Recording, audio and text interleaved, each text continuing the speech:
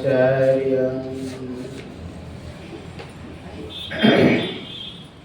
केशवं बादरायणं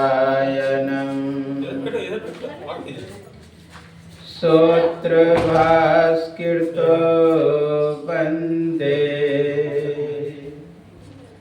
भगवन्तो पुनः पुनः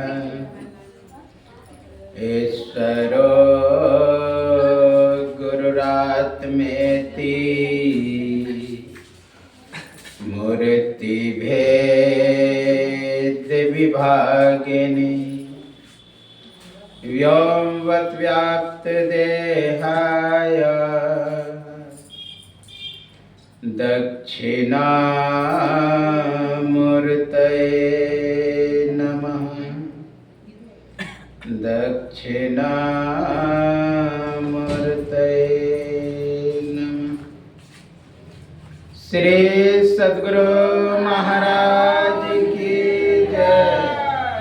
हम लोगों को श्रद्धा और विश्वास के साथ जय घोष करना चाहिए। कोई सुने अथवा ना सुने, परमात्मा अवश्य सुनते हैं। इसलिए जय घोष हृदय से करना चाहिए। आप लोग सुने होंगे उपनिषद वाणी, तद्दे जति तन्नय जति तदुरय तद्वंतिके तदंतरस्य सर्वस्य तत् एजति। वह जो आत्म तत्व है चलता है, तत् न एजति वह नहीं भी चलता है, तदुरे वह दूर है, तद अंतिके वह नजदीक भी है, तदंतरस्य सर्वस्य वह सभी जगह और सभी से बाहर भी है। जब वह सब जगह है तो दूर खोजने की क्या आवश्यकता है? अंदर भी है तो बाहर खोजने की क्या आवश्यकता है? द्रौपदी गलती की थी, वह बोली थी दुख हरो द्वारिका नाथ शरण में तेरे, तो भगवान आने में थोड़ा विलंब कर दिए। कहा प्रभु इतना विलंब क्यों? कहा कि आप तुम ही तो बोली दुख हरो द्वारिका नाथ, तो द्वारिका जाना पड़ा, द्वारिकाधीश का वस्त्र पहनना पड़ा, तब आना पड़ा, इसलिए विलंब हुआ। इसलिए केवल विश्वास हो, ना मैं जप में ना मैं तप में, मैं तो हूँ विश्वास में। इसलिए दृढ़ विश्वास के साथ जय घोष करें। बोलिए श्री सद्गुरु महाराज की जय। एक बार और हो जाए, श्री सद्गुरु महाराज की जय। सर्वत्र रूप में विराजमान आराध्य देव को कोटि से नमन। व्यक्त रूप में यत्र तत्र अन्यत्र विराजमान संत जन, विज्ञजन, सज्जन वृंद, माता एवं धर्मशीला भक्तिमती बहनों के अंतस्थ विराजमान परमात्मा को मेरा नमन। अभी आप लोग यत्र तत्र से मनोज बाबू के पिता के पुण्य स्मृति दिवस पर यत्र तत्र से एकत्र हुए हैं। उसमें सदग्रंथ रामचरितमानस सारसटिक से आपको पाठ सुनाया गया। गिद्धराज जटायु दूसरे के उपकार के लिए अपना पंख कटवा लिए, और आप जानते हैं अविरल भक्ति मांगी बर कीद गए हूँ निज धाम। सबको जाना है। आप जानते हैं कि डॉक्टर साहब के पिता जी चले गए हैं और सभी को जाना होगा। ये सिस्टम, तंत्र, जो व्यवस्थाएं है, सब पर लागू होता है। ये अंत्येष्टि संस्कार से सभी को गुजरना पड़ेगा, चाहे धनवान हो कि धनहीन हो, बलवान हो कि बलहीन हो, रूपवान हो कि रूपहीन हो, कोई भी क्यों ना हो, राजा हो कि रंक हो, सेवक हो कि स्वामी हो, भक्त हो कि भगवान हो, सबको जाना पड़ेगा। इस सिस्टम से सबको गुजरना पड़ेगा। कोई कहे मैं प्रधानमंत्री हूं, इस सिस्टम, तंत्र, व्यवस्था का पालन नहीं करूंगा, करना ही पड़ेगा। कोई चक्रवर्ती सम्राट है, वो कहे कि हम नहीं पालन करेंगे, करना ही पड़ेगा, कोई भी क्यों ना हो।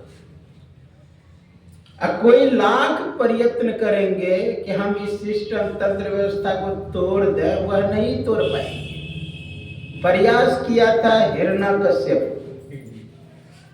कि हम इस सिस्टम, तंत्र, व्यवस्था को बिगाड़ दें। उसके लिए वो जाकर के घोर तप किया भगवान का।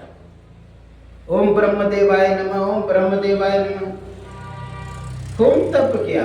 ब्रह्मा जी प्रकट हुए, कहा मैं तुम्हारे भक्ति से प्रसन्न हूं, दर्शन दिया हूं, तो मांगो तुम्हारी क्या मुराद है, आवाज कर दूंगा। कहा मेरे भक्ति से आप प्रसन्न हैं, दर्शन दिए हैं, तो मेरी मुराद यही है कि मैं अमर हो जाऊं। कहा नहीं, ऐसा नहीं होगा, दूसरा कुछ मांग लो। तो बहुत चतुराई किया, कहा कि खैर कोई बात नहीं, मैं मांगा पानी, नहीं दे रहे पानी तो वाटर मांग लेते हैं, नीर मांग लेते हैं, अर्प मांग लेते हैं। यानी सीधा कान नहीं पकड़ने दिया तो टेढ़ा घुमा के पकड़ लेते हैं। ये चतुराई हुआ। उसने कहा खैर कोई बात नहीं, ये नहीं दे सकते, दूसरा तो दे सकते। हाँ, कहा दूसरा कुछ भी मांग लो। कहा ना मैं दिन में मरूं ना रात में मरूं, कहा तथास्तु। कहा ना घर के बाहर मरूं ना घर के अंदर मरूं, ये चतुराई है। कहा तथास्तु। कहा ना ऊपर मरूं ना नीचे मरूं, कहा तथास्तु। कहा ना अस्त्र से मरूं ना शस्त्र से मरूं, कहा तथास्तु। कहा ना मनुष्य मार सके ना जानवर मार सके, कहा तथास्तु। कहा 12 महीने में किसी महीने में ना मरो, कहा तथास्तु। ये है चतुराई। आप जानते हैं जब समय हुआ, खींच करके उसको जंघा पर लिया तो हंसने लगा। कहा क्यों हंस रहे हो? लोग मरने के समय रोता है, चीखता है, चिल्लाता है, व्यथित होता है, दुखी होता है, और तुम हंस रहे हो। कहा आपके बस की बात नहीं है कि मुझे आप मार दें। कहा क्यों? कहा कि मुझे वरदान मिला हुआ है। कहा अमरता का वरदान मिला है? कहा नहीं, अमरता के तरह ही मिला है। कहा क्या मिला है? कहा ना घर के बाहर मरो ना घर के अंदर मरो। कहा तुम ना घर के बाहर हो ना घर के अंदर हो, द्वार पर हो, गेट पर। फिर कहा ना दिन में मरू ना रात में मरू। कहा ना अभी दिन है ना रात, अभी संध्या का समय है। कहा ना ऊपर मरू ना नीचे मरू। कहा ना ऊपर हो ना नीचे, मेरे जंघा पर हो। देखो पैर भी नीचे सट रहा है जमीन में, देखा नहीं। फिर कहा ना मनुष्य मार सके ना जानवर। कहा प्रत्यक्षम किम प्रमाणम, प्रत्यक्ष तुम देख रहे हो कि मैं मनुष्य हूं कि जानवर हूं, आधा मनुष्य आधा जानवर, नर सिंह। कहा ना अस्त्र से मरू ना शस्त्र से मरू। कहा जब हाथ से ही काम चल जाए तो परमाणु बम बनाने की क्या आवश्यकता है। फिर कहा 12 महीने में किसी महीने में ना मरो। कहा स्पेशल तुम्हारे लिए मलेमांस बनाना पड़ा है। तुरंत बराबर ना खून था, पेट में घुसा और फाड़ दिया उसका राम नाम सत्व। जातो ध्रुवस्य मृत्यु, जातो ध्रुवस्य मृत्यु, ध्रुवो जन्म मृतस्य च। जिसका जन्म हुआ है उसकी मृत्यु निश्चित है। षोडश संस्कार में व्यास अंत्येष्टि संस्कार अंतिम माना है। 39 संस्कार है नारद का, उसमें भी मरण अंतिम संस्कार माना है।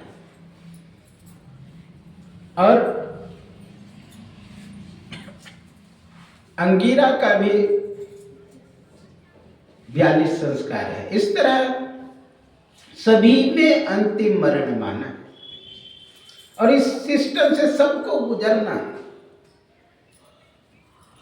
आपके लिए महाराज जो भजन करता है, भक्ति करता है, क्या उसके लिए भी ये नियम? हाँ, उसके लिए भी। आप जानते हैं भक्त का कथा आप सुने हैं जिसका नाम ध्रुव। ध्रुव के लिए विमान आए ले जाने के लिए। ज्यों ही विमान पे पांव रखते उसी समय मृत्यु देवी प्रकट हो गई। कहा महाराज मेरा अनादर करके आप विमान पे पांव नहीं रख सकते, मेरे माथे पर पांव रख दीजिए, उसके बाद आप विमान पे पांव रख सकते। जानते हैं मृत्यु देवी के माथे पर पांव रखे, उसके बाद विमान पे पांव रखे, अर्थात मृत्यु देवी का सम्मान किया, मृत्यु देवी का सम्मान किया। भगवान राम मर्यादा पुरुषोत्तम कहे जाते हैं। उनका भी जब अंतिम समय आया ना तो काल आए दूसरा ही वेश धारण करके, और भगवान से कहते हैं क्या भगवान आपसे मैं एकांत में गुफ्तगू करना चाहता हूँ, बातचीत करना चाहता हूँ, और मेरा आपकी बातचीत होना तीसरा व्यक्ति कोई ना रहे। एक कमरे में ले गया, बंद हो गया, और तब काल अपने रूप में आया। कहा प्रभु आपका समय हो गया, आप पधारें। मतलब उस सिस्टम में वो भी बंधे हुए हैं। सभी को इस नियम का पालन कर, मरना तो सबको होगा। आए हैं सो जाएंगे, राजा रंग फकीर, एक सिंहासन चढ़ी चले, एक बंदे जात जंजीर। एक सेकंड में पूरे विश्व में 2 व्यक्ति मर जाते हैं, 1 मिनट में सैकड़ों व्यक्ति मर जाते हैं, 1 घंटे में लाखों मर जाते हैं, हजारों, 1 दिन में तो लाखों मरते हैं, और तो 1 साल में लगभग 6-7 करोड़ लोग मर जाते हैं। अगर बीमारी हो तब तो कहना ही क्या। प्रथम विश्व युद्ध में 3 करोड़ लोग मरे थे, और द्वितीय विश्व युद्ध में 7 करोड़ लोग मरे थे, और उसी समय एक प्लेग बीमारी चला था, उससे 10 करोड़ मर गए। कुछ दिन पहले आप नाम सुने होंगे उसका, हिटलर 1 लाख आदमी को रोज मारते थे। महाभारत युद्ध में अकेला भीष्म 10 करोड़ को मारे हैं, अर्जुन 9 करोड़ को मारे, पूरे विश्व युद्ध में लगभग 1 अरब 66 करोड़ लोग मरे। विचार करिए, मरना तो सबको है, चाहे कोई भी क्यों ना हो। इसलिए हम लोगों को चाहिए कि ऐसा कर्तव्य कर्म करें, ऐसा कर्म करें जिससे परलोक बने और इहलोक बने। मरिए तो मरी जाइए, छूट पड़े जंजाल, ऐसी मरनी को मरे जो जीवत ही मरी जाए। जीते जी अगर मर गए तो वास्तविक मरना होगा।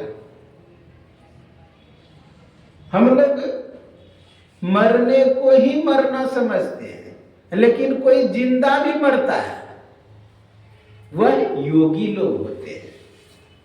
योगी लोग जिंदा रहते हुए भी मरते। साधु भाई जीवत ही करो आशा, जीवत समझे, जीवत बूझे, जीवत मुक्ति निवासा, जियत गर्म की फांस न काटे मोए मुक्ति की आशा। तन छूटे जीव मिलन कहते हैं, सो सब झूठी आशा। अबहु मिला सो तबहु मिलेंगे, नहीं तो जमपुर वासा। अगर इस समय मिल गया तो ठीक है, नहीं तो जमपुर में वास होगा। इसलिए ऐसा क्रम करें जिससे परमात्मा मिल जाए और जीते जी मुक्त हो जाए। मरना कबीर ने सीखा, मरना नानक ने सीखा, मरना गुरु महाराज ने सीखा, मरना शंकराचार्य ने सीखा। हम लोग मरने के लिए नहीं जानते, मर जाते हैं। हाँ, मरना हो जाता है, मरते नहीं है जान करके। जान करके मरते हैं कोई? मरना हो जाता है। शरीर छूटना और छोड़ना में जमीन आसमान का फर्क है। छूटता है अनजान में, छोड़ता है लोग जान करके। छोड़ता है शरीर योगी लोग, छूटता है सांसारिक लोगों से। छोड़ता है योगी जान करके शरीर को। जो छोड़ने में सामर्थ होगा वो धारण करने में भी सामर्थ होगा। जिससे शरीर छूटेगा वो धारण नहीं कर पाएगा। एक अंग्रेज समय की कथा है। एक वृद्ध व्यक्ति जो अंगम गलितम पलितम मुंडम दशन विहीनम जातन तुंडम कर घृत कंपित क्षोभित दंडम या मुंचत्या आशा भंडम। अंग गल रहा था, शरीर में झुर्रियां पड़ी हुई थी, केस सभी बगुले के केस के तरह सफेद हो गया था, दांत सभी झड़ गया था। ऐसा व्यक्ति घूमते हुए नदी किनारे आए। बगल में एक अंग्रेज बैठा हुआ था। सुनिए गौर से, बोले श्री सद्गुरु महाराज की जय। एक अंग्रेज बगल में बैठा हुआ था। बूढ़ा गया और आलती पालती मार करके बैठ गया नदी किनारे।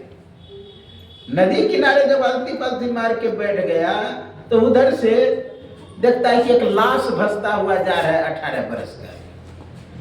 बुरा ध्यान साधना छोड़ करके, ध्यान साधना छोड़ करके तैरने लगा पानी में। जब पानी में तैरने लगा, सुनिए गौर से, बोले श्री सद्गुरु महाराज। बैठिए माता पीछे ना। तो कुर्सी तो ये खाली वो व्यक्ति तैरने लगा।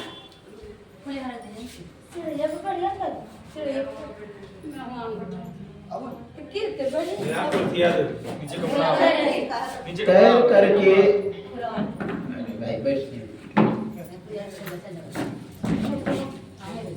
तो तैर करके उस लाश के पास गया और लाश को टांग पकड़ के खींचते आया। अब उसको भी ऊपर में आलती पालती मार करके बैठा दिया। ये भी आलती पालती मार के बैठ गया। धीरे धीरे बूढ़ा का शरीर लुढ़क गया। अब वो जो युवक था मरा हुआ, वो उठ करके खड़ा हो गया। अब बूढ़ा का पैर पकड़ लिया, खींच करके पानी में बहाने लगा। अब वो अंग्रेज बगल से देख रहे थे। अरे रुको, अभी गया, तुमको गंगा जी से निकाला, बचाया तुमको, इसी को मार के फेंक रहे हो तुम? कहा कि नहीं, वो मैं ही हूं। वह अब शरीर रखने योग्य नहीं था, इसलिए इस शरीर में घुस गया। उस शरीर को त्याग दिया, यानी फेंक दिया उस शरीर को। कहने का भाव क्या है? योगी जो होते हैं पर का प्रवेश जानते, दूसरे के शरीर में घुसने का, दूसरे के शरीर में प्रवेश का, वो शरीर को छोड़ना जानते हैं, इसलिए धारण भी करना जानते हैं। धारण वो कर सकते हैं अगर वह योग्यता और क्षमता, सामर्थ्यता, योग्यता रहे तो। अगर यौगिक क्रिया को वो जानता है तो योगी शरीर को छोड़ता है। जैसे शंकराचार्य बहुत कम ही उम्र में बड़े बड़े विद्वानों को हराते जा रहे थे। संयोग से भ्रमण करते हुए बिहार आ गए। बिहार में मधेपुरा जिला एक ब्राह्मणों का गांव था, महेशी। वहां पर एक बहुत बड़े विद्वान रहते थे जिसका नाम था मंडल मिश्र। मंडल मिश्र बहुत बड़े प्रकांड विद्वान थे। तो शंकराचार्य जहां जहां विद्वान होते थे वहां जाके शास्त्रार्थ करते थे और उसे शास्त्रार्थ में हराते थे। तो शंकराचार्य जब उस गांव में गए तो पता लगा कि ये घर है शंकराचार्य का। तो गेट पर ही, वो मंडल मिश्र का, गेट पर ही तोता टंगा हुआ था। तोता संस्कृत में बात करता है, कुतो मुंडा कहाँ आए हो? तब बोला कि मैं शंकराचार्य से, मंडल मिश्र से शास्त्रार्थ करने के लिए। कहने पर तब अंदर प्रवेश हुआ, बातचीत हुआ मंडल मिश्र से। शंकराचार्य और मंडल मिश्र दोनों के लिए आसन लगा, दोनों शास्त्रार्थ के लिए बैठे। कहा कि निर्णय कौन करेगा? तो मंडल मिश्र की जो पत्नी थी वह भारती, वो बहुत विद्वान थी और यहाँ तक कि सरस्वती का अवतार ही मानी जाती है। कहा यही मध्यस्थता करेगी, कौन जीता कौन हारा, निर्णय वह भारती करेगी।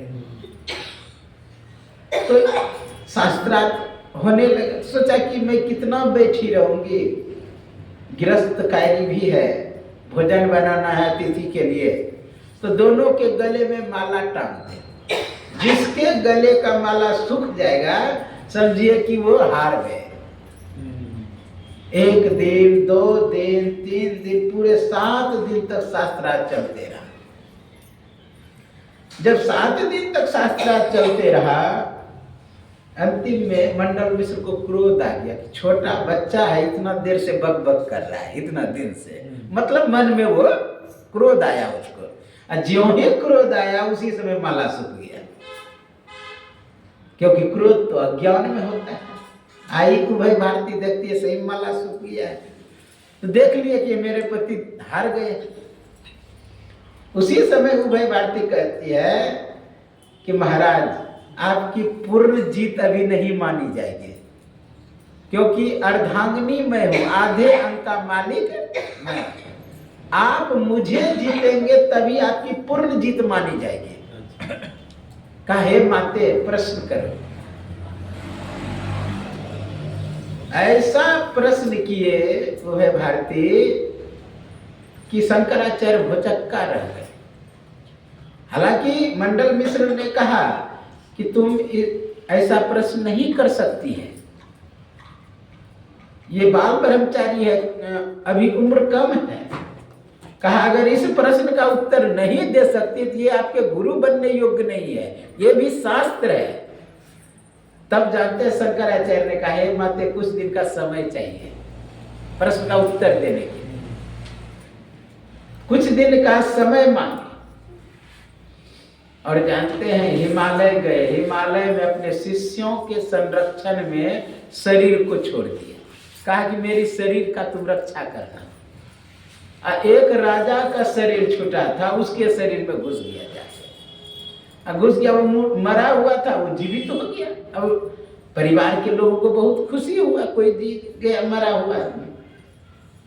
तो जानते हैं सब चीज ठीक है रहा, लेकिन जब शंकराचार्य सो करके सुबह जगे ना, भोरे 3 बजे जग गए। गलती यहाँ हुआ, वो जो राजा था कभी 3 बजे नहीं जगता था, 3 बजे जग गया और 3 बजे उठ के ध्यान में बैठ गया। ये दूसरा गलती कर गया। हाँ, सुबह उठ के फिर मंदिर चला गया घंटी बजाने के लिए, सेवा सत्कार आश्रम में करने के लिए। मतलब पूरा उसका चर्या जो है बदला हुआ। उनके पत्नी के मन में हुआ ये मेरे पति नहीं हो सकते, क्योंकि एक कभी पूजा पाठ मेरे पति नहीं करते थे, कभी ध्यान मेरे पति नहीं करते थे, लगता है कोई दूसरा है। तब एक योगी से पूछा, महात्माओं से पूछा, कहा इसमें दूसरे कोई योगी का आत्मा आ गया है। कहा ठीक है, वो आए हैं तो रहे। उन्होंने क्या किए, घोषणा किया कि आसपास जितना लाश रखा हुआ है सबको जला दो। जो ही घोषणा किया, फिर शंकराचार्य उस शरीर को छोड़ के अपने शरीर में आए। यह योग्यता किसमें? योगियों में। शरीर वो छोड़ने की कला जानता है, और संसारिक लोगों से शरीर छूटता है। छूटना छोड़ना जमीन आसमान का फर्क है। बेहोशी में शरीर छूटता है, होश में शरीर छोड़ता है। जैसे कोई वस्तु है, आप उसको जान के छोड़िए, छूट जाना, जमीन आसमान छूट जाता है कैसे? अनजान में। हाँ। छोड़ता है लोग जान करके। इसलिए हम लोग योगी बने। आप लोग सुने होंगे गीता का श्लोक, वसांसि जीर्णानि यथा विहाय नवानि गृह्णाति नरो परानि तथा शरीरानि विहाय जीर्णा नन्याति संयाति नवानि देहि। जिस तरह पुराने वस्त्र त्याग करके लोग नया वस्त्र धारण करता है, उसी तरह यह आत्मा भी पुराने शरीर त्याग करके नया शरीर धारण करता है। अच्छा, पुराना वस्त्र कौन त्यागेगा? जिसे नया वस्त्र की व्यवस्था हो गया है? अगर नया वस्त्र की व्यवस्था नहीं हुआ है, अगर आप बोले श्री सद्गुरु महाराज, पुराने वस्त्र कौन त्यागता है? जिसे नया वस्त्र की व्यवस्था हो गया है। नई वस्त्र की व्यवस्था, अगर लोग व्यवस्था नहीं किया है नया वस्त्र का, अगर पुराना वस्त्र त्यागता है तो वो पागल वैसा कर सकता है। हाँ, अच्छा आदमी तो करेगा नहीं। जो पागल होगा वही वस्त्र त्यागेगा। मैं देखा हूं, एक मेरा गुरु भाई पागल हो गया था ऋषिकेश में। ऋषिकेश में जब पागल हो गया तो पूरा शरीर खुला घूमता था।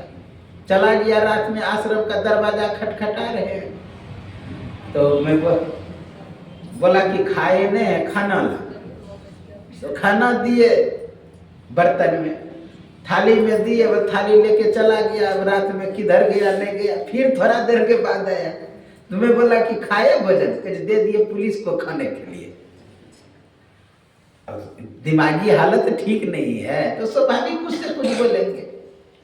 तो मैं बोला कि देखिए, जाइएगा आश्रम को पागल, कहाँ जाएंगे? के लिए इसी ऐसे जाइएगा, वस्त्र पहनिएगा तब ना। कहे हाँ वस्त्र पहने, तब दिए कपड़ा पहना उसी समय। कहा हुजूर से जाएंगे भेंट करने, संसेवी जी महाराज से। हाँ, अब फिर उधर गया, कहा मैं फिर खोल के फेंक दिया। दूसरे दिन देखते उसी स्थिति में। फिर कहने का भाव साफ है, वस्त्र वही त्यागेगा जो अपने स्थिति में नहीं है, जिसका दिमाग सही नहीं है। वही वस्त्र त्यागेगा जो नया व्यवस्था नहीं किया है। जो सही व्यक्ति होगा वो नया वस्त्र व्यवस्था कर लेगा, तभी त्यागेगा, तभी वस्त्र को फेंक सकता है। अच्छा, कोई भी वस्त्र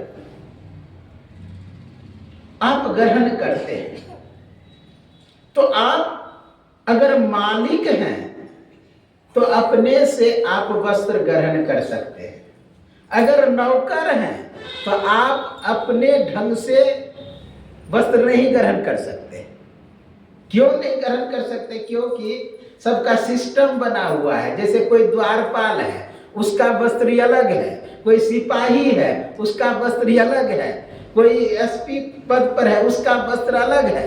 यानी सबका अलग अलग है। सरकार उसको वही वस्त्र देगा जो जिस योग्य होगा। उसी राजमहल में कोई मेस्तर का काम करता है, उसका वस्त्र अलग है। तो अगर मालिक निकाल के वस्त्र देगा तो जो जिस योग है उस योग देगा वस्त्र निकाल। उसी तरह हम भी अगर परमात्मा के अंदर हैं, परमात्मा को हम मालिक मानते हैं, तो परमात्मा वस्त्र वही निकाल के देगा जिसका जो कर्तव्य कर्म है।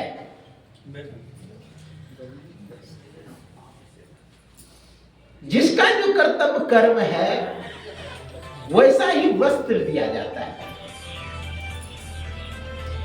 बोलिए श्री सद्गुरु महाराज की जय, श्री सद्गुरु महाराज की जय, श्री सद्गुरु महाराज की जय। तो मालिक क्या करता है, जो जिस योग्य है, योग्यता यानी सामर्थ्यता, क्षमता, उसी के अनुसार उसको वस्त्र देंगे जो जिस कर्तव्य कर्म में है।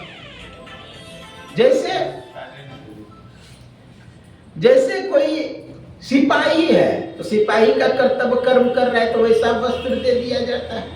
कोई मेस्तर है तो मेस्तर के तरह वस्त्र दे दिया जाता है। हम लोग भी जैसा कर्म करेंगे ना उसी के अनुसार वस्त्र देगा। कहा कामम क्रोधम तथा लोभस तस्मात् दत्त्रयम् त्यजेत् त्रिविधम नरकस्य दम द्वारम नाशनमात्मनः। काम, क्रोध, लोभ, मोह, इन सबको त्याग देना चाहिए। इनसे अधोगति होती है। ऊर्ध्व गच्छन्ति सत्त्वस्ता, मध्ये तिष्ठन्ति राजसा, अधो तिष्ठन्ति तामसा। बहुत सुंदर कहा गीता में। अगर सत्वगुण बढ़ने पर शरीर छूटेगा तो ऊर्ध्व गच्छन्ति, ऊपर की ओर गति होगी, और मध्य तिष्ठन्ति राजसा, ये मनुष्य शरीर जो मिलेगा रजोगुण में शरीर छूटने पर। अगर तमोगुण में शरीर छूटता है तो अधो तिष्ठन्ति तामसा, तमोगुण में शरीर आधा यानी नीच योनि में जाएंगे। कौन? कीट पतंग, पशु पक्षी आदि योनि में। इसलिए हम लोगों को चाहिए कि सात्विक गुण को बढ़ावे, सत्व गुण को वृद्धि करें। गीता में भगवान कृष्ण बहुत सुंदर कहते हैं कि धूमो रात्रिस तथा कृष्ण सन्मासा दक्षिणायन।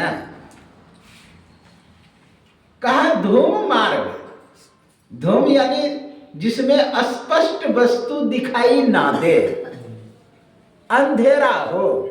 धूमो रात्रिस, रात्रि हो, रात्रि जैसा हो। और दृढ़ कर दिए धूमो रात्रिस। कृष्णा क्यों लगाया? रात्रि एक अंधेरा होता ही है, फिर कृष्णा लगाया काला। धुआं धुआं ऐसा तो है ही। देखिए शब्द पूर्ति के लिए कवि लोग प्रयोग करते हैं, लेकिन फिर भी यहां तीनों में अंतर है। धुआं का भी रंग है काला।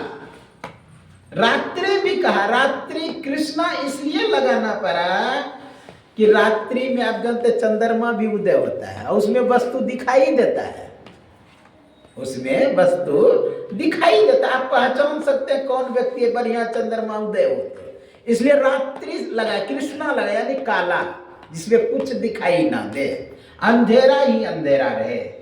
धूमो रात्रिस तथा कृष्णा सन्मासा दक्षिणायन। जो शरीर छोड़ता है दक्षिणायन में, दक्षिणायन यानी वो नरक की ओर जाता है। फिर कहा यज्ञ ज्योति रह शुक्ला, जो अग्नि मार्ग से, और ज्योति हो, अग्नि हो ज्योति हो, और शुक्ल यानी सफेद मार्ग। सन्मासा उत्तरायण, उत्तर यानी ऊपर की ओर।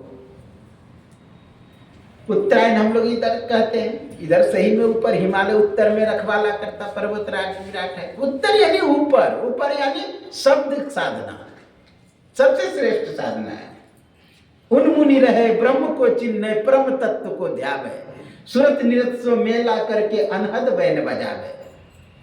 तो उसमें जो शरीर छूटता है, कहा उसकी उत्तम गति होती है, श्रेष्ठ गति होती है, यानी परमात्मा के समीप पहुंचता है। इसलिए हम लोगों को चाहिए कि सत्व गुण किस तरह बढ़े, ऊर्ध्व गति किस तरह हो, वैसा कर्तव्य कर्म को करना चाहिए।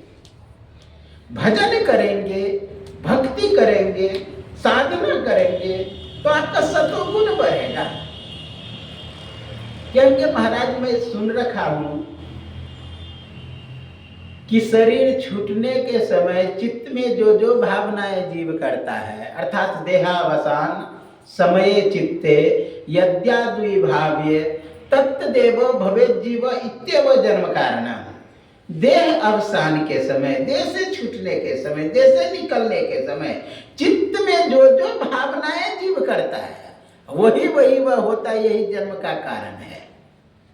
गीता में भगवान कृष्ण कहते हैं यम यम स्मरण भावम, यम यम स्मरण भावम, यानी जो जो स्मरण कर देंगे आप, यम यम स्मरण त्यजन्ते काले वरम, शरीर का त्याग करता है, शरीर को छोड़ता है। यम यम स्मरण त्यजन्ते काल तम तमेवति कौन्ते, वही वह होता है। तम तमेवति कौन्ते सदा तद्भाव भाविता, वो उसी भाव से भावित रहता है। जैसा आप तरंग बनाएंगे आसपास, जैसा विचार तरंग फैलेगा वही वही होंगे। एक दिलीप जायसवाल था पूर्णिया जिला में, उनके पिताजी सब दिन काम किए थे क्या, गांव में अनाज को खरीदना, घोड़े पर लाद करके जाके शहर में बेचना। वो पुराने समय की बात है। अभी लोग ले जाते हैं गाड़ी पर। अंतिम में मरना सन में पड़ा हुआ था। हाथ जिधर उठा करके रख दे उधरे रह जाए, जिधर पलटा दे उसको उधरे पलटे। 5 मिनट में शरीर छोड़ने वाला है। मुंह से बोली नहीं खुल रहा है। उठा के बैठावे तब बैठे, सुलावे तब सोए, खिलावे तब खाए, ये स्थिति था। अंतिम में थोड़ा सा आंखों से खाली संकेत किया मुझे उठाओ, उठाया, उसको बैठाया। जानते अंतिम में मुंह से बोले क्या निकलता है, रे दिलीप देखो बकरी बोरा तो नहीं काट रहा है। अब बोले मरने का समय है उसका, अब चिंता कहाँ है कि बोरा काट ना ले बकरी। तो ये हाल है।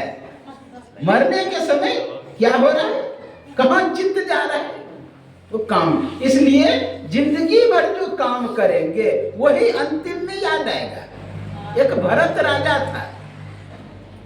भरत राजकाज अपने पुत्रों को दे दिया और चले गए जंगल भजन करने के लिए। वानप्रस्थी जीवन व्यतीत, वानप्रस्थ यानी वन में जो समय व्यतीत हो, वानप्रस्थ, वन को प्रस्थान करना, वानप्रस्थ। तो वन में जाकर के बहुत सुंदर जगह मिला, आसपास झरना बहुत सुंदर था, फल फूल से लदे हुए वृक्ष थे, बगल में एक नदी बह रही थी, उसी के कुटिया बना लिया अपना झोपड़ी और वहीं पर ध्यान भजन। नित्य दिन स्नान करे नदी में, नित्य दिन ध्यान भजन करे। एक दिन स्नान कर रहे थे और उसी समय एक सिंह की गर्जना सुनाई देती है। ज्यों ही सिंह की गर्जना सुना, उसी समय एक हिरण भागती हुई आगे से गुजर जाती है। वो हिरनी गर्भवती थी, उसका बच्चा पानी में गिर गया और हिरनी जाके परली पार में मर गई, बच्चा पानी में तैरने लगा।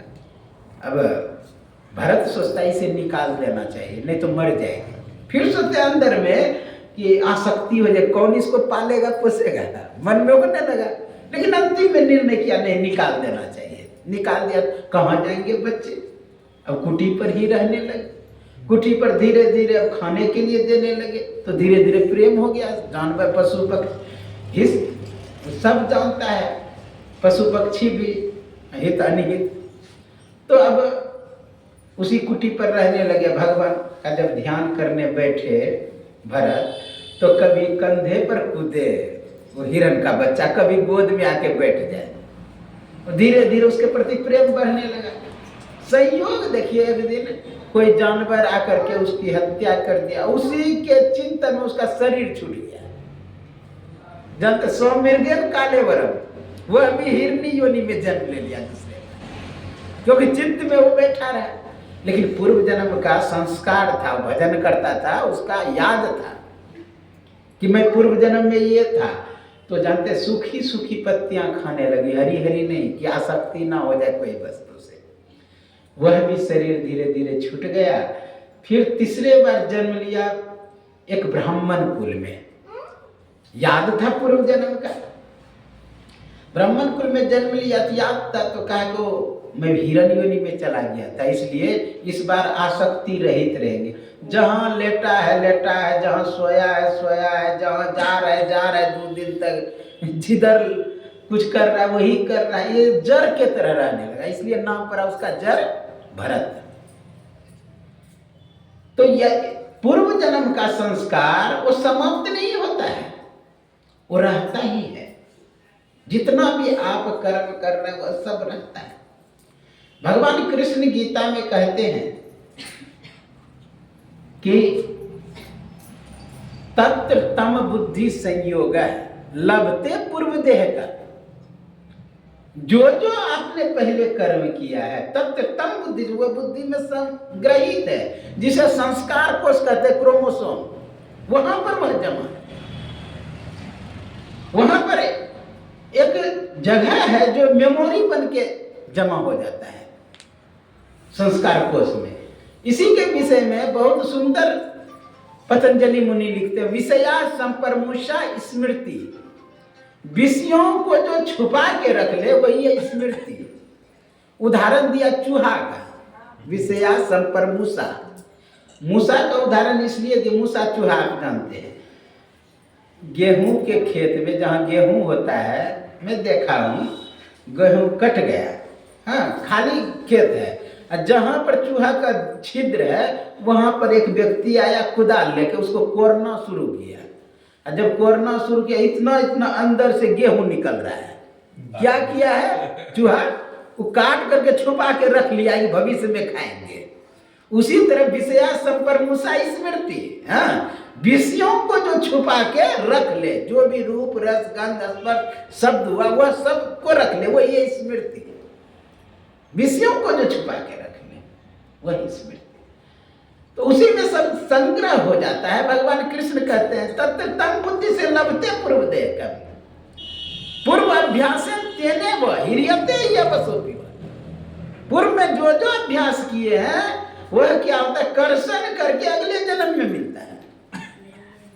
इसलिए ऐसा कर्म बनावे, हाँ ऐसा अपने चित्त को भगवान के भजन में बैठावे, ताकि हमारा अगला जन्म भी ठीक रहे।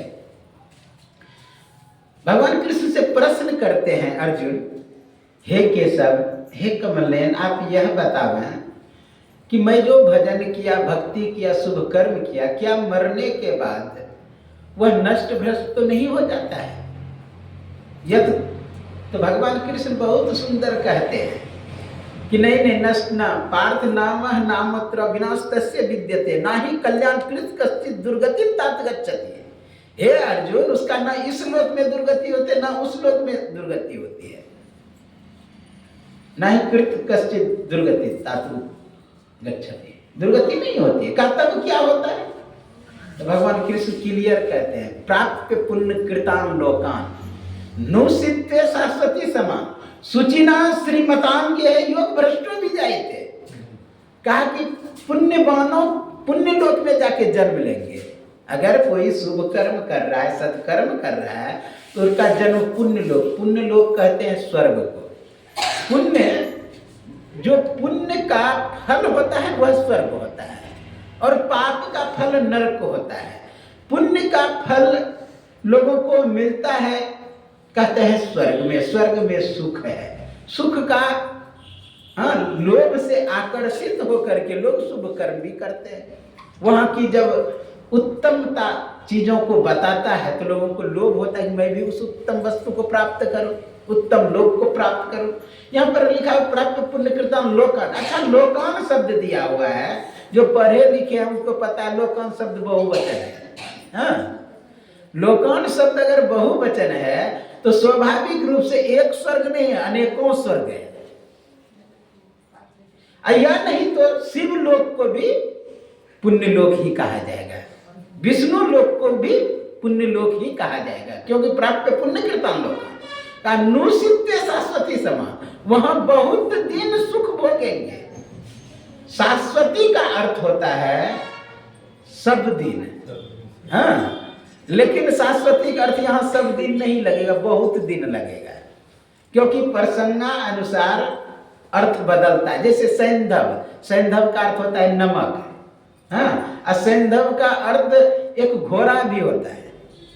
अब विचार करिए, कोई अस्त्र शस्त्र शरीर पर लाद लिया है, कवच सब पहन लिया है, आप लोगों से के सेवक से कह रहे सैंधव लेकर के आओ, अगर नमक लेकर के आएगा तो कोई अच्छा कहेगा, वहां पर घोड़ा लेकर के आएगा, सैंधव का अर्थ घोड़ा। और कोई भोजन कर रहा है कि सैंधव लेकर के आओ, और घोड़ा लेकर के आएगा तो अच्छा कहेगा, वहां पर नमक की जरूरत है, इसलिए नमक लेकर के प्रसंगानुसार अर्थ लगता है। तो यह शाश्वती समा मतलब बहुत दिन। क्यों बहुत दिन लगा? क्योंकि स्वर्ग भी प्रलय में नष्ट होने वाला है। जब स्वर्ग ही नष्ट हो जाएगा तो वहां आदमी शाश्वत कैसे रहेगा सब दिन? इसलिए बहुत दिन सुख भोगेंगे शाश्वती समा।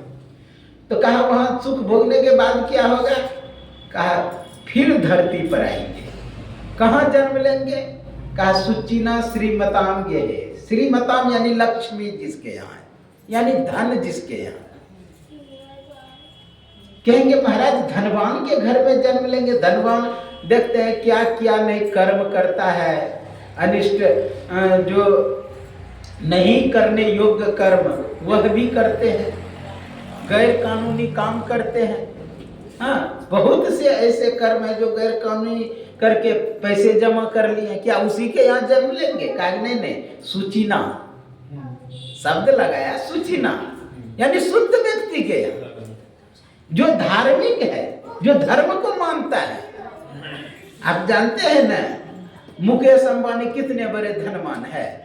उनका बेटा का शादी था तो उनकी पत्नी मुकेश अंबानी का जो एक हार पहनी थी वो 500 करोड़ का। हाँ, उसका बेटा जो कोट पहना वो 200 करोड़ का।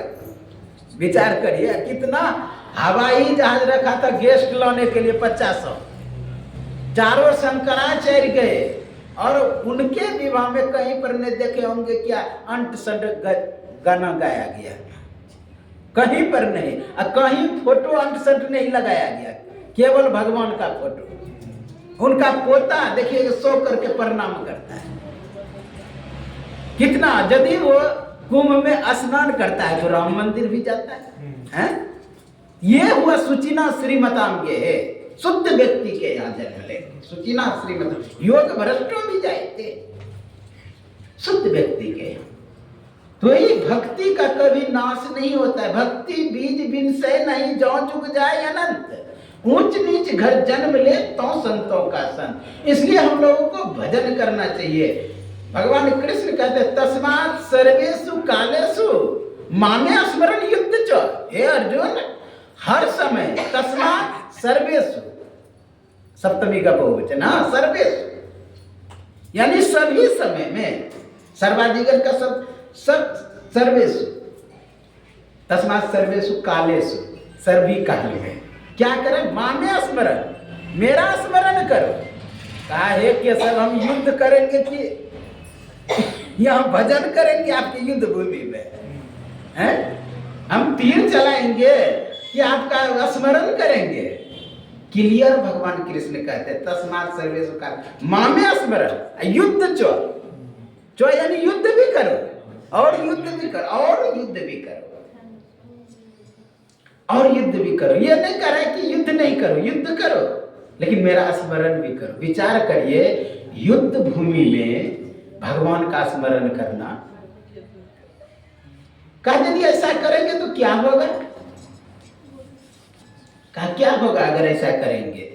तो कहा आपकी दुर्गति नहीं होगी, आपकी दुर्गति नहीं होगी। अगर मर भी जाए तो दुर्गति नहीं। कहेंगे क्या दो काम एक साथ हो सकता? एकदम हो सकता है। तन काम में, मन राम में। बहुत सुंदर उदाहरण है ये। कमठ दृष्टि जो लावही सो ध्यानी परमान, सो ध्यानी परमान सूरत से अंडा सेवे। आप रहे जलमाई सुखे में अंडा देवे, जस पनिहारनी कलश भरे मार्ग में जावे, कर छोड़े मुख वचन चित कलसा में लावे, फनी मनी धरे उतार आप चरने को जावे, वह गाफिल न रहे सुरति मन माही समावे। कहते कमठ दृष्टि, कमठ किसको कहते हैं जानते हैं?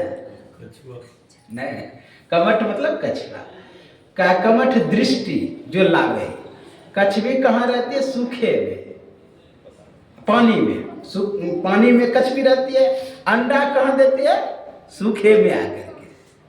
अब वहां विचरण करते रहती है, पानी में घूमते रहती, सूरत से अंडे को सेवते रहती है। अगर सूरत से सेवना छोड़ देगी ना अंडे का, अंडा सड़ जाएंगे अगर नहीं सेवेंगे। कमठ दृष्टि जो लावे सो ध्यानी पर सूरत से अंडा सेवे, आप रहे जलमाही सूखे में अंडा देवे। दूसरी उदाहरण दिया, जस पनिहारनी कलश भरे मार्ग में जावे, कर छोड़े मुख वचन चित कलसा में। पहले समय में, अब तो उतना नहीं, सब घर घर अब नल है तो कौन उतना समझेंगे उस बात को। पहले दूर दूर कुआं रहता था, 5 गांव के बाद एक कुआं रहता था, लोग पानी लाने के लिए दूर जाते थे।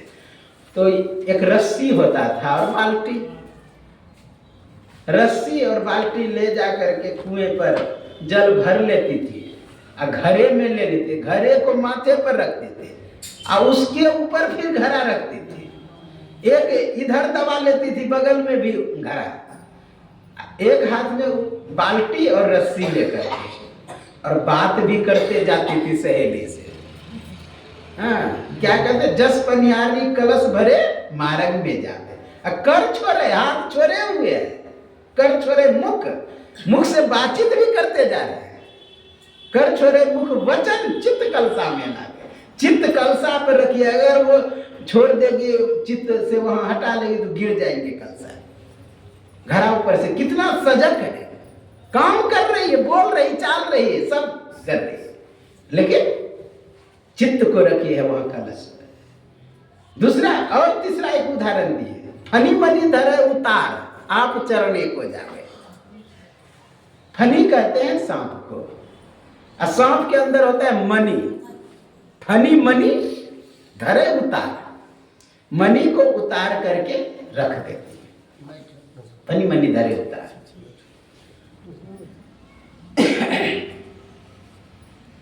आप चरने को जावे।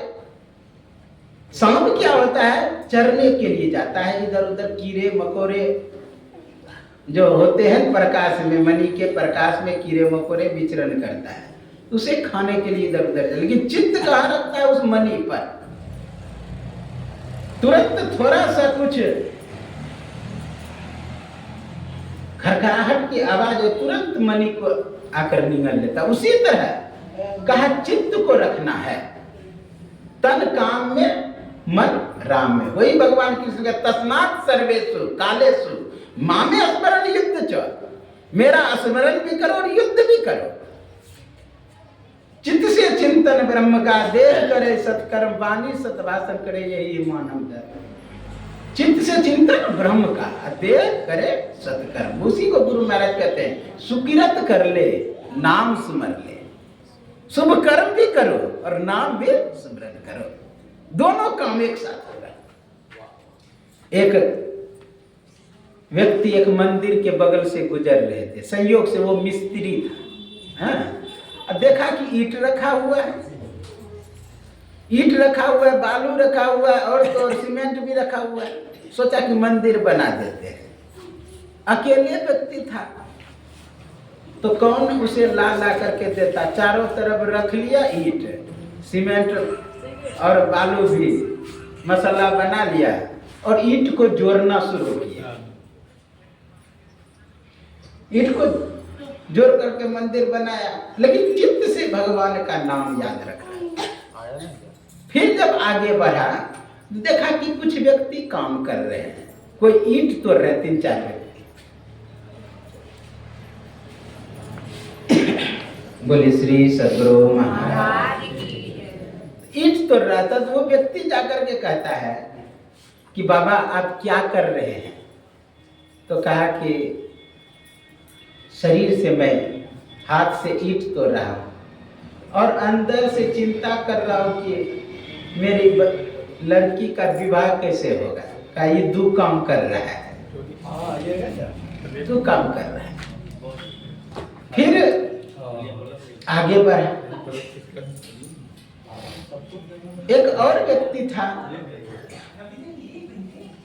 व्यक्ति था, वो भी ईंट तोड़ रहा था। उससे भी पूछा, मैं तुम क्या कर रहे हो? कहा कि देख नहीं रहे हो, हाथ से ईंट तोड़ रहा हूं और अंदर में चिंता कर रहा हूं कि मेरा परिवार कैसे चलेगा। कहा ये भी दो काम कर रहा है। फिर आगे बढ़ा, देखा वह भी ईंट तोड़ रहा। कहा क्या कर रहे हो? कहा क्या करूंगा, बाहर में ईंट तोड़ रहा हूं, अंदर से भगवान का नाम ले रहा हूं। मतलब दो काम हो सकता है। इसलिए भगवान कृष्ण कहते तस्मात् सर्वेषु कालेषु मामे स्मरण युद्ध च। हर समय, हर क्षण, हर वक्त आप भगवान का नाम लेते रहे, हर समय। तस्मात् सर्वेषु कालेषु। अगर ऐसा करने में आप सामर्थ्य होंगे, योग्यता क्षमता प्राप्त कर लेंगे, तो आपकी अंतिम में दुर्गति नहीं होगी। देहावसान शन्य चित्ते यद्यद् विभागे तत्देव भवेत् जीव इत्येव जनकारणं। देह अवसान के समय चित्त में जो भावना आ जाए। वृंदावन की सच्ची घटना है एक। वृंदावन में एक भिखमंगा एक चौराहे पर रहते थे। 1 रुपया 2 रुपया जो देता था लोग उसे जमा करते रहते थे। संयोग से एक दिन उसका शरीर छूट गया। अब चौराहे पर लोग ऐसे नहीं छोड़ देंगे उसको, तो दुकानदार ने चंदा करके उसके शरीर पर अंत्येष्टि संस्कार कर दिया, सब चीज कर दिया जो करने का। तो दुकानदार जब आवे ना 8 बजे आया खोलने के लिए दुकान, तो देखता है कि एक सांप जा करके उसका जो झोला बगल में रखा हुआ था उसमें घुसे। तो सोचा कि चौराहे पर है, किसी को डस लेगा सांप, इसलिए भगाना चाहिए, लाठी से उसको भगा दे उधर। अब फिर आके फिर झोले में घुसे, फिर भगा दे, फिर झोले में घुसे। कहा बात क्या, झोला में क्यों घुसता है बार बार? जब देखा उसमें पैसा था कुछ, उस पैसा का क्या किया दुकानदार, भंडारा कर दिया। भंडारा कर दिया तो उसी दिन से आना ही बंद हो गया सब। कहने का भाव, जिस वस्तु व्यक्ति स्थान में आसक्ति रहेगी, लगाव रहेगी, प्रीति होगी, उसी में उसका जन्म होगा, ये निश्चित है। इसलिए हम लोग चित्त को ऐसा बनावे कि भगवान याद आवे, ताकि भगवान के पास चले जाए। भगवान को स्मरण करेंगे तो भगवान के पास जाएंगे, जिसका स्मरण करेंगे। एक महात्मा था भगवान बुद्ध के समय। वो क्या करते थे, बहुत वस्त्र वो जमा किए थे। करता ही महात्मा बहुत वस्त्र होता है, रखा रहता है, नहीं जब लोगों को देगा तो रखा रहेगा। हमको भी बहुत मिलता है, लेकिन साल में हुजूर के जयंती में, संसेवी जी महाराज के जयंती में महात्मा सब किसी किसी को बांट देते हैं। क्योंकि हुजूर के आशीर्वाद से ही, संयोग से देखिए आज तक हम वस्त्र खरीदे नहीं हैं। जब से कुप्पा घाट रहा 15 वर्ष 16 वर्ष में रहे होंगे, तो उम्र होगा उस समय। एक दिन हुजूर के पास गए प्रणाम करने के लिए, तो एक केवल ओढ़े हुए थे, एक खाली नीचे पहने हुए। कहता है रे, मेरे सेवा में रह तो मैं तुमको वस्त्र नहीं दे सकता हूँ, जो घटे मेरे से सीधा करके मांगो। ये बोलिए आशीर्वाद हो गया, हुजूर का ही कपड़ा पहनने लगे। जो बड़ा भी हो तो कोई बात नहीं है, आप बोलिए वहां पर रहे तो हुजूर का कपड़ा पहने, हुजूर का दिया हुआ, अब बाद में तो कपड़े की कमी ही नहीं होने लगी। साल में 40-50 तो धोती लोगों को देता है। कहने का भाव कि रहे वस्तु, लेकिन उसके प्रति आसक्ति ना हो जाए। बांटते रहेंगे तो आसक्ति हटता रहेगा। एक महात्मा था, बहुत वस्त्र जमा करता, आसक्ति था। वो क्या करता था, जानता था कि गुरु पूर्णिमा में सब जगह वस्त्र कम्बल उम्बल मिलता है।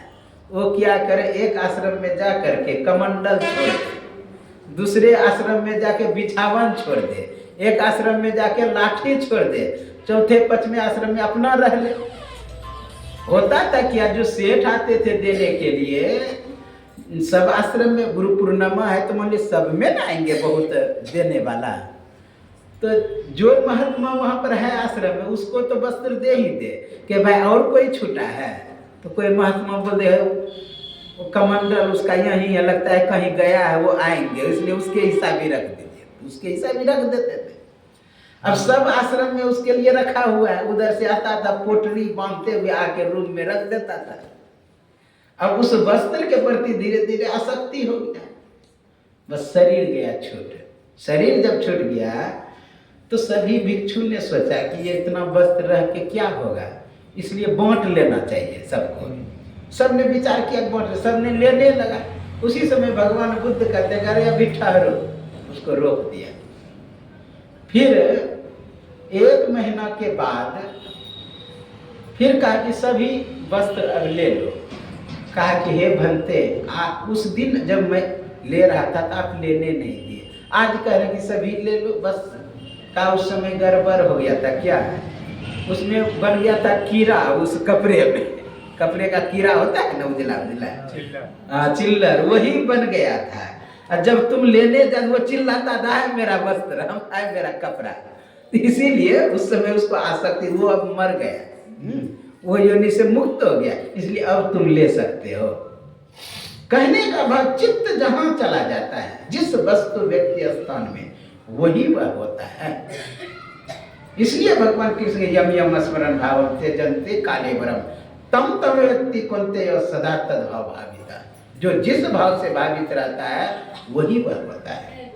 इसलिए हम लोगों को चाहिए कि भजन करें, भक्ति करें, अपने सात्विक गुणों को बढ़ावें। यह आत्मा आप जानते हैं मरता कटता नहीं है, ये शरीर मरता कटता है।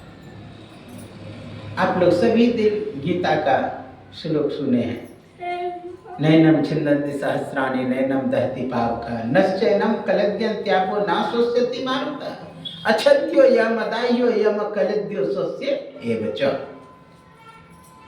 कहा कि हवा उसे सुखा नहीं, ना स्वस्यति मारुतः, हवा उसे सुखा नहीं सकती, शस्त्र उसे काट नहीं सकते, नैनम छिन्दति सहस्राणि नैनम दहति पावकः, अग्नि उसे जला नहीं सकती, नश्चैनम कलद्यन्त्यापो, पानी उसे गीला नहीं कर सकता, हवा उसे सुखा नहीं सकती। ऐसा है वह तत्व। अच्छेद्य मतलब छेदन नहीं कर सकता, अदाह्य उसे जला नहीं सकता, अदाह्य कलद्य उसे गीला नहीं कर सकते। तो वह है कैसा, वह कुटस्थ है, सब दिन रहने वाला है। यह शरीर ही मरता कटता है, ये शरीर जो स्थूल शरीर फिजिकल बॉडी, जो जितना स्थूल रहेंगे उतना मरने कटने की संभावना होती है। जैसे मिट्टी का ढेला है, आप उसको काटिए कट जाएगा, उसी मिट्टी के ढेला में इतना 1 किलो पानी मिला दीजिए, गीला हो जाएगा, कीचड़ ऐसा, उसको बस काटिए तो कटेगा लेकिन फिर मिल जाएगा। और उससे सूक्ष्म जाइए पानी में, पानी में तलवार चलाइए, पानी में कटा लेकिन फिर मिल गया। और उससे सूक्ष्म थोड़ा जाइए अग्नि में, अग्नि का लो चल रहा है, बड़ा लो, और उसमें तलवार चलाइए, कुछ पता ही नहीं लगा कि कुछ हो रहा है। उससे और सूक्ष्म हवा को तो आप देखे भी नहीं, अग्नि को तो देख भी रहे, मिट्टी जल अग्नि इन सब वस्तु को, तीनों को देख रहे, लेकिन हवा को देखते नहीं है। हवा का परिभाषा दिया है न्याय दर्शन में, रूप रहित स्पर्शवान वायु। जो रूप रहित है, स्पर्श से पता चलता है। आपको कहा जाए कि वायु को देखे हैं, तो कोई बोल देते हम देखे का कैसा होता है, तो नहीं बता पाएंगे, कहेंगे वो चल रहा, वृक्ष हिल रहा है, वृक्ष को देख रहे हैं कि हवा को देख रहे हैं, कार्य को देख करके कारण का ज्ञान कर रहे हैं। जैसे यत्र यत्र धूमस तत्र तत्र अग्नि, जहां जहां धुआं है वहां वहां अग्नि है, ये निश्चित है। ये न्याय दर्शन का सिद्धांत है कि जहां जहां धुआं है, जैसे कहीं नदी के पास आप बैठे होते हैं, साफ पानी है और उसी समय लाल पानी आने लगे, गिरवा नदी ऐसा पानी आने लगे, तो आप समझ जाइए कहीं ऊपर में वर्षा हुआ है जहां की लाल पहाड़ है, अनुमान लगा लेंगे आप। अनुमिति करणम अनुमानम, जिसमें अपना भी मत हो वो अनुमान है। अनुमिति करणम अनुमानम। बोलिए श्री सद्गुरु महाराज की जय, श्री सद्गुरु महाराज की जय, श्री सद्गुरु महाराज की जय। तो अनुमान ज्ञान, अनुभव ज्ञान, तो अनुमान से पता लगाते हैं कि हवा चल रही है, हवा बह रही है, हवा को देखे नहीं है, और उसमें तलवार चलेंगे तो क्या होगा उसका, अब उससे और सूक्ष्म का ये आकाश, आकाश का तो कुछ बिगाड़ ही नहीं सकते। जो जितना सूक्ष्म उतना मरने कटने की संभावना नहीं होती है उसकी। इसलिए हम लोग जितना सूक्ष्म होंगे साधन करके अपना परम कल्याण हो जाएगा। विचार करिए, अभी जो पाठ में आप लोग सुन रहे थे कि गीधराज जटायु का पंख कट गया और कट के नीचे गिर गए गीधराज जटायु, हा राम रट। किसी ने बैंक कसा कि कौन सा बुद्धिमता है, अगर पंख रहता तो भगवान राम के पास जाते और कहते कि सीता का हरण रावण किया है, लेकिन ये पंख कटवा लेना, यह कहां की बुद्धिमता है। अच्छा एक बात, आपके सामने अन्याय हो रहा वो छोड़ करके चले जाए, ये भी तो धर्म नहीं कहता है। किसी अबला का हरण आपके सामने हो रहा है और मैं कहूं कि मेरा तो पंख कट जाएगा तो मैं तो रावण से हार जाऊंगा, हाँ मैं क्यों युद्ध करूं, ये बुद्धिमता नहीं है।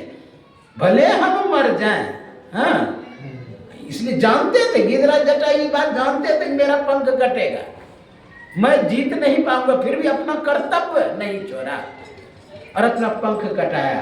तो उस कवि को जवाब देते, निर्बल के बल राम, मेरे पास पंख था तो मेरा फर्ज था कि मैं राम के पास जाऊं, लेकिन अब मेरा फर्ज समाप्त हो गया, मेरा पंख कट गया। निर्बल के बल, मुझे पता नहीं कि वो कहाँ है, लेकिन उसे तो पता है कि मैं कहाँ हूं। मेरा कर्तव्य अब समाप्त है, उनका कर्तव्य बनता है। तो आप जानते हैं खोजते हुए राम भगवान वहां पर पहुंच गए और गोद में उठा लिए गीधराज जटायु को, गोद में उठा लिए और अब वो तो राम राम रट रही आंख बंद करके। तो गीधराज जटायु कहते हैं, कोई भी हो यहाँ से चले जा, मुझे राम राम रटने दो। तो कहा वही राम हूं मैं, गदगद गिरा नयन बहने, आंखों से आंसू गिरने लगा। तब भगवान राम कहते हैं, राम कहा तनु राखो ताता, मुख मुस्काए कह तेरी बाता। राम कहा तनु हे तात, इस शरीर को रखो। अच्छा विचार करिए, पूरा शरीर परले शेष हो कि हे शरीर रखो तो अच्छा लगेगा, हाँ? कहा नहीं प्रभु हम नहीं रखेंगे। कहा चिंता नहीं मत करो कि मेरा अंग भंग है, पंख कटा हुआ, मेरे अंदर सामर्थ्य है कि तुम्हारा पंख फिर बना दूंगा। राम कहा तनु राखा होता था, मेरे अंदर योग्यता क्षमता है कि आपके शरीर को मैं बना सकूं। आप लोग जानते हैं ना, गणेश जी का गला किसने काटा था? भगवान शंकर। सर्जरी किया कि नहीं है? किसका गला लगा दिए? हाथी का। एक बार अपने ससुरे का गला काट दिए। किसका गला लगाए? बकरा का। राजा दक्ष का जो गला काटे, तो बकरा का गला लगा। जिस समय यज्ञ कर रहे थे मैया सती, जिसमें धौस दे करके अग्नि में मर गई थी, उस समय उसका गला कटा है। बाद में बकरा का गला जरा है। इसलिए देखेंगे शिव बम बम कहता है, वो बकरा जैसा आवाज भी करता है शिव मंदिर में जो पूजा करने वाला, वो तो भगवान को प्रसन्न करने के लिए उसको उसका स्तुति किया है राजा दक्ष। कहने का भाव, कहा कि भगवान मेरे अंदर सामर्थ्य है, मैं तुम्हारे शरीर को जैसा था वैसा कर दूंगा, इसलिए शरीर को रखो। पर सर्जरी बहुत विकसित था पहले से हमारे देश में, ऐसा नहीं कि नहीं। एक अंग्रेज समय की घटना है, एक कर्नल फुट अंग्रेजों का सेनापति हुआ करता था। अब उसको दक्षिण भारत भेजता था लड़ने के लिए। तो दक्षिण भारत का एक राजा था हैदरली, हैदरली से युद्ध करता, बार बार हार जाता था कर्नल फुट। एक बार गुस्सा करके हैदरली क्या करता है, नाक काट देता है उसका, कर्नल फुट का। वो हाथ में नाक लेकर के भाग रहा था। एक गांव से गुजर रहे थे, गांव से गुजर रहे थे तो एक गांव का नाई जो केस बनाने वाला होता है, नाई कहते कि ये कटी हुई नाक लेकर के कहाँ जा रहे हैं, कैसे कट गया? अरे गिर गया, नाक कट गया। कैसे कहे कि हैदरली काट दिया है नाक? तो कहा आप अगर रात भर रहेंगे ना तो आपकी नाक मैं ठीक कर सकता हूँ। जानते हैं, रात भर रहा और रात भर के सर्जरी उसका नाक ठीक कर दिया। अपने संसद में जाकर के ब्रिटेन में कहता है अपने मित्रों से कि मेरी नाक कटी हुई लग रहा है। कहा नहीं, तो कहा खाक सर्जरी जाओ, जाके भारत से सीख करके आओ। रात भर के सर्जरी मेरा नाक ठीक किया है। एक नाई, साधारण गांव का नाई। कहने का भाव, पहले से हम लोगों का विकसित है सब चीज। हम भले खोज नहीं कर पाते हैं, हम लोग जान नहीं पाते हैं। कहने का भाव कि भगवान राम कह रहे हैं कि शरीर पर रखो, जैसा था वैसा मैं कर दूंगा। बहुत सुंदर बात कहते हैं आपका गीतराज जटाई, कहते हैं कि जन्म जन्म मुनि जतन करे, अयंत राम आवत नहीं। जन्म जन्म तक लोग प्रयत्न करता है, पुरुषार्थ करता है, मेहनत करता है, यानी पंच अग्नि तपता है। किसके लिए? कि राम आ जाए, राम दर्शन दे दे। लोग पानी में घुस करके कठिन तपस्या करता है कि राम मुझे दर्शन दे दे। लोग उल्टा लटक करके कितने दिन तपस्या करता है कि भगवान मुझे दर्शन दे दे। यहाँ तक कि कांटा पर सोया रहता है, कोई धरती के अंदर घुस करके तप करता है, कोई बर्फ में जम करके तप करता है कि राम अंतिम में आ जाए, लेकिन राम आता नहीं है। जन्म जन्म मुनि जतन करे, अंत राम आवत नहीं, अंत में राम नहीं आता है। बहुत तप किया, बहुत कष्ट सहा। ध्रुव 5 वर्ष का बालक, जिसका खेलने और कूदने का समय था, उसे आपने जंगल में भटकने के लिए मजबूर किया, हिंसक पशुओं के बीच में जाने के लिए मजबूर किया, भूखे प्यासे रहने के लिए मजबूर किया, तब आपने दर्शन दिया। प्रहलाद जो छोटा बालक था, उसके पिताजी ने कितना कष्ट दिया, यहां तक कि पहाड़ पर से फेंक दिया, हिंसक पशुओं के बीच में छोड़ दिया, अग्नि पर लेकर के उसकी बहन बैठ गई, हिरण्यकश्यप की बहन। फिर भी आप दर्शन नहीं दे रहे थे। अंतिम में आपने दर्शन दिया, इतना कष्ट सहने के बाद। राजा परीक्षित को आपने गर्भ में दर्शन दिया, वो ठीक है, लेकिन किसी को हाथ तक प्राप्त नहीं हुआ आपका। मेरा अभाग्य है कि मेरे आपका गोद प्राप्त कर लिया हूं, और किस अभिलाषा की पूर्ति के लिए मैं शरीर को रखूं। बहुत अच्छा भाव है वहां पर कि लोगों ने इतना तप किया, भजन किया, तब आपने दर्शन दिया। किसी को हाथ तक प्राप्त नहीं। हाँ, भीष्म पितामह को सुनते का हाथ पे जलाए हैं, लेकिन हाथ ही न प्राप्त हुआ, मुझे तो गोद प्राप्त हो गया। और सबसे आश्चर्य की बात तब, अमीष भोगी, मैं मांस खाने वाला जीव, अमीष भोगी, गति दिन नहीं जो जान चले जो। इसलिए हे प्रभु, इस शरीर को मैं किस अभिलाषा की पूर्ति के लिए रखूं? ये अभिलाषा हो ना कि भगवान दर्शन देंगे। अच्छा, भीष्म पितामह शरीर किस लिए रखे थे जानते हैं? कि भगवान मेरे सामने आए तब हम शरीर छोड़ेंगे। उतना कष्ट सह रहे हैं, किस लिए? दर्शन के लिए। कितना पूरे शरीर में बाण लगा हुआ है, पूरे शरीर में। जब अंतिम युद्ध हो गया तब जाके कहते हैं कि अर्जुन कोई इच्छा है? कह रहे उसको बुलाओ। हाँ, कहा किसको? कहा जिसने ये महाभारत युद्ध किया। कहा किसने किया? हम लोग किए हैं। कहा नहीं, तुम लोग नहीं किया है। नहीं है विश्वास? बर्बरी से जाके पूछो कि कौन किया है युद्ध। बर्बरी सब वहां पर बैठ करके देख रहे थे पहाड़ पर। उससे पूछा कि भाई किसने युद्ध किया? कहा ना ही अर्जुन किया, ना ही भीष्म किया, ना ही और कोई किया। एक अलग ही आगे आगे पुरुष युद्ध करते हुए जा रहे थे जिसका नाम कृष्ण था। आए, भगवान कृष्ण को बुलाया गया। कहा क्या कह रहे हैं भीष्म पितामह? हाँ? कहा सामने तुम खड़ा रहो ताकि मैं अपना शरीर छोड़ सकूं। इतना तो करना स्वामी, जब प्राण तन से निकले गोविंद नाम लेकर, फिर प्राण तन से निकले। इतना ही करना स्वामी, जब प्राण निकलने लगे तो गोविंद का नाम आ जाए। होठों पे कुछ हंसी हो, तिरछी नजर खड़े हो, हाँ, पीतांबरी कसी हो, फिर प्राण तन से निकले। बहुत सुंदर भाव है। कहा जन्म जन्म मुनि जतन करे अंतराम आँख में, जाकर नाम मरत मुख आवा, अधमहु मुक्त वही सुरती गावा। तो गिरिराज जटायु कहते हैं कि मरने के समय जिसका नाम एक बार आ जाए, जल जाकर नाम मरत मुख आवा, अधमहु, अधम भी मुक्त हो जाता है। इसलिए नाम आ जाए, जल्दी आता नहीं है। लोग बहुत प्रयास करते हैं। इसीलिए तो शुरू दिन से ही भजन करना प्रारंभ करते हैं, भक्ति करना प्रारंभ करते हैं कि संस्कार बना रहे, अंतिम में नाम आ जाए। जल्दी नाम आता नहीं मरने के समय।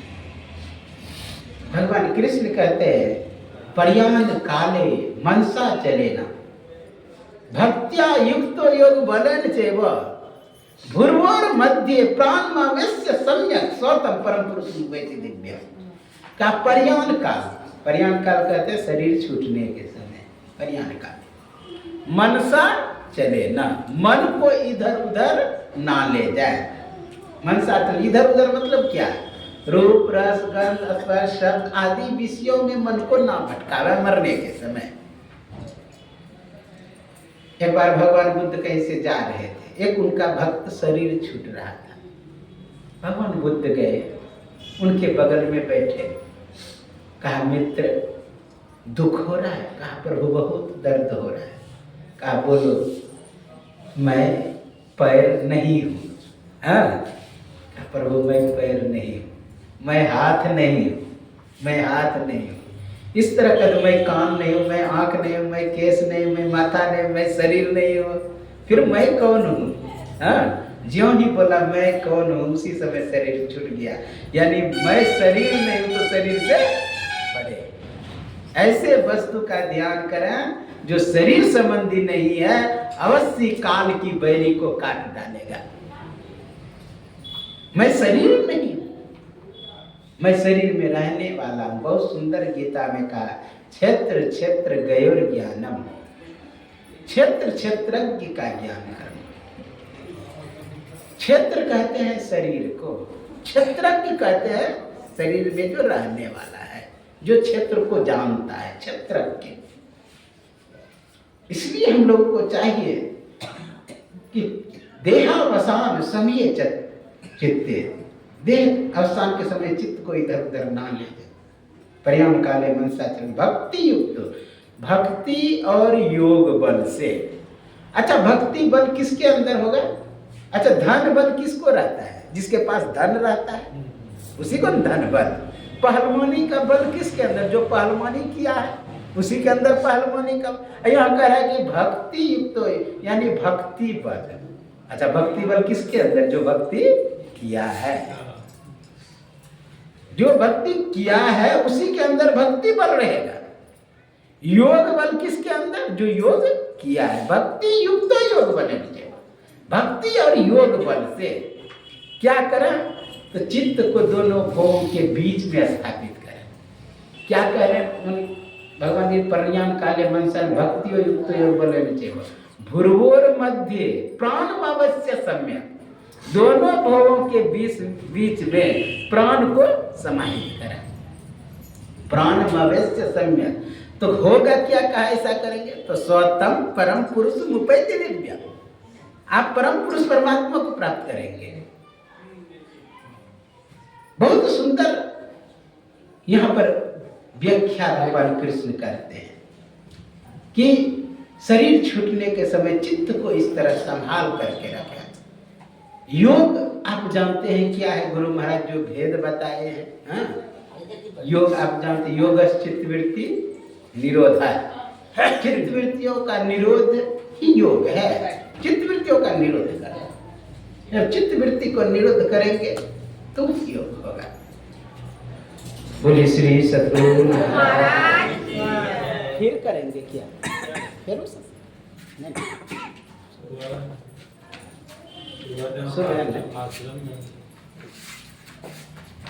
ठीक है।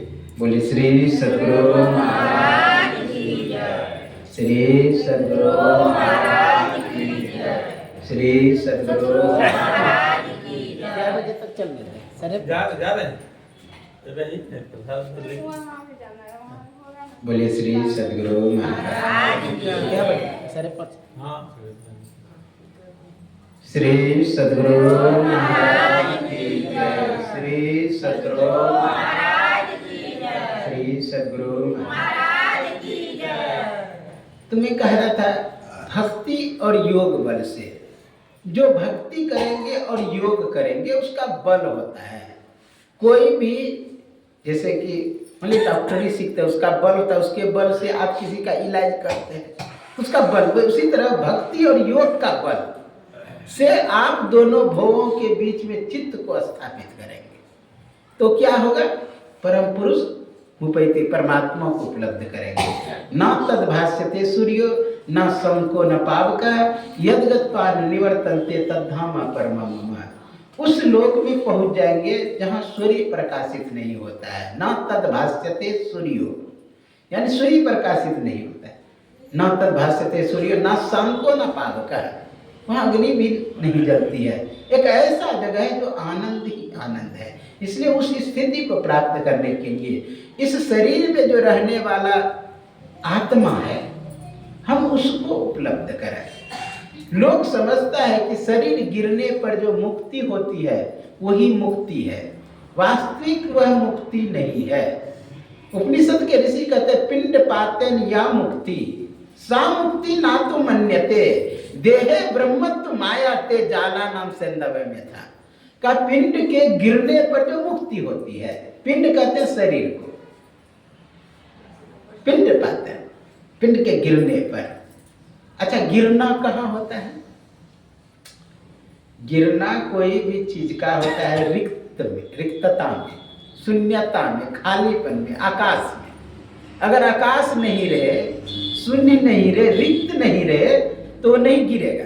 चारों तरफ से दीवार खड़ा कर दीजिए, थोड़ा भी जगह नहीं रखिए तो कहाँ गिरेगा?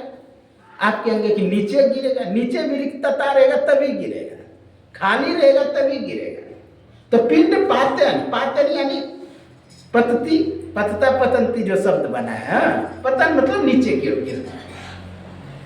तो पिंड पातन या मुक्ति, वो जो पिंड के गिरने पर मुक्ति तो वह मुक्ति नहीं है। जैसे मिट्टी तत्व है, मिट्टी तत्व के सामने जल तत्व खाली है, रिक्त है, शून्य है। इसलिए उपनिषद में कहा मही विलायते तोयम। मही यानी धरती, धरती विलीन हो जाती है जल में, मही विलायते तोयम। तोयम विलायते रवि, तोयम यानी जल, जल विलीन हो जाती है रवि यानी सूर्य अग्नि में। रवि विलायते वायु, रवि विलीन हो जाती है वायु में। वायु विलायते तुखे, वायु विलीन हो जाती है आकाश में। और उत्पन्न भी इसी तरह होता है। आकाशात जयते वायु, वायु उत्पद्यते रवि, रवि उत्पद्यते त्वयं, त्वयं उत्पद्यते मही। आकाश से उत्पन्न हुई वायु, वायु से उत्पन्न हुई अग्नि, अग्नि से उत्पन्न हुई जल, जल से उत्पन्न हुई पृथ्वी। इस तरह पांचों तत्व, पांच तत्व से उत्पन्न पुनः उसी में विलीन हो जाती है। गिरना क्या होता है, जैसे मिट्टी है पानी में घुल गया, पानी फिर अग्नि में, अग्नि फिर वायु में, वायु फिर आकाश में। आप कहेंगे कि कैसे? आप जानते हैं भगवान हनुमान सूर्य को निगल गए। एक आप सुने हैं ना, कभी सुने होंगे, सूर्य को खा गए। कौन? हनुमान जी। अब सूर्य को निगलने का भाव क्या है? सूर्य को निगल जाना। अच्छा, सूर्य, ये हनुमान किसका पुत्र है? पवन पुत्र हनुमान। तो पवन मतलब हवा। हवा का पुत्र हवा हुआ कि कोई दूसरा हो जाएगा? हवा का पुत्र हवा। तो किसको निगला है? सूर्य को। सूर्य देखिए, वायु ही उत्पन्न किया है। अभी उपनिषद का मैं बात बोला, आकाशात जयते वायु, वायु उत्पद्यते रवि, वायु से हम उत्पन्न हुए रवि यानी सूर्य। सूर्य अपने अंदर विलीन कर लिया उसको। तो इसमें आश्चर्य की क्या बात है? एक बच्चा दीपक जला करके मंदिर में जा रहे थे संध्या देने के लिए। संयोग से एक महात्मा जी ऊपर से नीचे आ रहे थे, सीढ़ी पर दोनों का मिलन हो गया। कहा, बच्चा ये प्रकाश कहाँ से आया? ये दीपक। हाँ, उसको प्रश्न का उत्तर दिखा नहीं बच्चे को। बच्चा न रहेगी बांस, न बाजेगी बांसुरी, और फूंक करके बुझा दिया। वो दीपक को फूंक करके बुझा दिया। कहा, बाबा आप बताइए गया कहाँ, तब हम बताएंगे आया कहाँ से। अब तो महात्मा जी भी चुप, बच्चा भी चुप। ये बात चली थी, शिक्षा मित्र वाला जो मास्टर है, सभी मास्टर एक जगह हुए थे, यही बात चली। तो हमसे आकर के किसी ने पूछा, मैं बोला प्रत्यक्ष हम क्यों पर मानो? प्रत्यक्ष दिखाई दे रहा है, हवा अपने अंदर विलीन किया, हवा से फूंक करके बुझाया गया है उसको। इसका मतलब हवा अपने अंदर विलीन किया उसको अपने अंदर में। हवा से ही उत्पन्न होती। अच्छा, उसी के सहायता से जलती भी है। मान लीजिए कोई दीपक है, उसको आप पूरी तरह ढक दीजिए, ऑक्सीजन नहीं जाने दीजिए, देखिए वो बुझ जाएगी। तो हवा ही अपने अंदर विलीन भी करते, उत्पन्न भी करते, उन्हीं की सहायता से चलती भी है। तो हवा अपने अंदर विलीन कर लिया। अर्थात हनुमान सूर्य को खाने का मतलब एक ये भी है कि सौर मंडल का ज्ञान करना, क्योंकि सौर मंडल का सबसे बड़ा ज्ञाता है हनुमान। हनुमान सबसे बड़ा ज्ञाता। जिस समय सूर्य को निगल लिए हैं, उस समय इंद्र ने प्रहार किया है उस पर, तो मूर्छित होकर के गिर पड़े। अब मूर्छित होकर के गिरे हैं, उस समय पवन ने क्या किया, उनके पिताजी ने पूरे वायु को रोक लिया। वायु को जब रोक लिया, सभी देवी देवता का गति ही रुक गया, सब आकर के माफी मांगने लगे। तब जाके ब्रह्मांड का ज्ञान दिया है इंद्र ने वहां पर। और यहाँ तक कि व्याकरण पढ़ाए हैं। व्याकरणाचार्य, ज्योतिषाचार्य और ब्रह्मांड के सबसे बड़ा ज्ञाता है तो हनुमान है। सूर्य को अपने अंदर करने का, सूर्य कितना बड़ा है आप लोग जानते हैं। पृथ्वी तो मात्र 13,000 किलोमीटर व्यास में है, लेकिन सूर्य के 13,96,000 किलोमीटर व्यास में। आप कहेंगे कि संभव है उतना बड़ा मुंह में ले लेना? संभव है। आप लोग जानते हैं हनुमान को अष्ट सिद्धि नवनिधि कहता है। अष्ट सिद्धि नवनिधि है, उनके पास बड़ा से बड़ा होने की क्षमता है और छोटा से छोटा होने की क्षमता है। तो विचार करिए कितने गति में गए होंगे वो। दिया हुआ है वर्णन, सूर्य का दूरी कितना है, 15 करोड़ किलोमीटर कितना है शायद। हाँ, तो उतना दूरी पर सूर्य है, कितना गति से गया होगा वो भी दिया हुआ है। जो जितना सूक्ष्म होता है उसकी गति उतना अधिक होती है।